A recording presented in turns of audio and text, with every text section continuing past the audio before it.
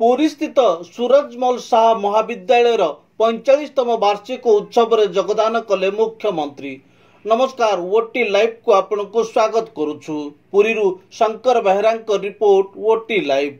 आजिर द्रुत परिवर्तनशील समाज रे ज्ञान आहरण ही एकमात्र संपत्ति बोली मुख्यमंत्री कहिथिले। महाविद्यालय भित्तिभूमि उन्नति पर मुख्यमंत्री 1 कोटी टंकार सहायता राशि घोषणा करिसंती। ज्ञान हेउछि प्रकृत शक्ति।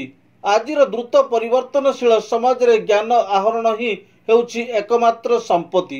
छात्र जीवन हेउछि जणे व्यक्तिर सृजनशील एवं उत्पादनशील जीवन। छात्र जीवन रे किछि वर्ष व्यक्तिर सारा जीवन दशा और दिशा को दिग देइथाय बोली मुख्यमंत्री श्री मोहन चरण माझी आज पुरी ठारे सूरजमल शाह महाविद्यालय 45तम वार्षिक उत्सव अवसर रे छात्र छात्री मानक उद्बोधन देई कहिसंती।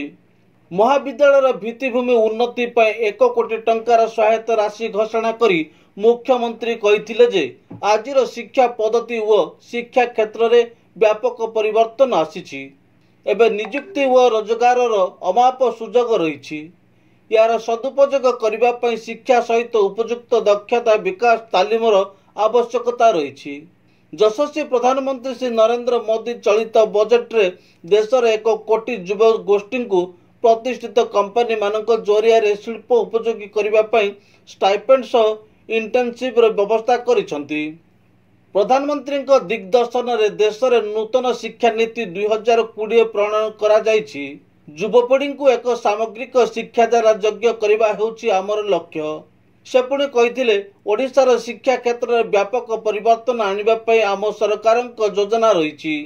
राज्य रे प्राथमिक शिक्षार भित्ति को सुदृढ़ करबा पई प्रति पंचायत रे गोटिए लेखाएं गोदावरीश मिश्र आदर्श प्राथमिक विद्यालय प्रतिष्ठा करा जिवो। जातीय नीति 2020 एवं गोदावरीश मिश्र आदर्श प्राथमिक विद्यालय आम शिक्षा व्यवस्था को आहुरी बलिष्ठ करिवो। कार्यक्रम रे मुख्यमंत्री महाविद्यालय नवनिर्मित नूतन श्रेणीगृह व प्रशासनिक गृहर उद्घाटन करने सहित विज्ञान और वाणिज्य विभाग गृह निर्माण पर भित्ति प्रस्तर स्थापन करथिले। एही अवसर रे मुख्यमंत्री महाविद्यालय नेपाल काठमांडू ठारे आयोजित साउथ एशियन कम्बैट चैंपियनशिप रे मेडल हासिल करिथिबा व सर्वभारतीय कोस्टल ट्रेकिंग व माउंटेन कोर्स रे सफलता हासिल करिथिबा छात्र छात्री को संबर्धित करथिले। कार्यक्रम रे राज्य उच्च शिक्षा मंत्री श्री सूर्यवंश सूरज मुख्य वक्ता भाव जोगदेई कहिथिले जे विशिष्ट समाजसेवी सूरजमल शाह साहस त्याग समर्पण व तितिक्षार प्रतीक थिले। से प्रत्यक्ष राजनीति रे नथाई मध्य शिक्षा व्यवस्था परिवर्तन आनिबा पई सदा सर्वदा चेष्टित थिले। एही महाविद्यालय प्राय 50 जन छात्र छात्री होउछंती जातीय स्तर खेलाड़ी। यह एक गौरवर कथा। छात्र छात्री मानकु आह्वान दे से कहिथिले जे राज्यर विकास और समृद्धि तुम मानक ऊपर निर्भर करुछि। निजर उज्जवल भविष्य जरिया रे राज्य तथा देशर विकास प्रति समस्त यत्नवान हेबा पई से समस्त छात्र छात्री को परामर्श देथिले। कार्यक्रम रे सत्यवादी विधायक श्री ओम प्रकाश मिश्र, पिपिली विधायक श्री आश्रित पट्टनायक एवं पुरीर पूर्वतन विधायक श्री जयंत कुमार षडंगी पिला मानक प्रेरणादायी वक्तव्य देवा सहित आगामी भविष्य रे निज शिक्षा महत्व को शीर्ष स्थान स्थापित करबा पई कहिथिले।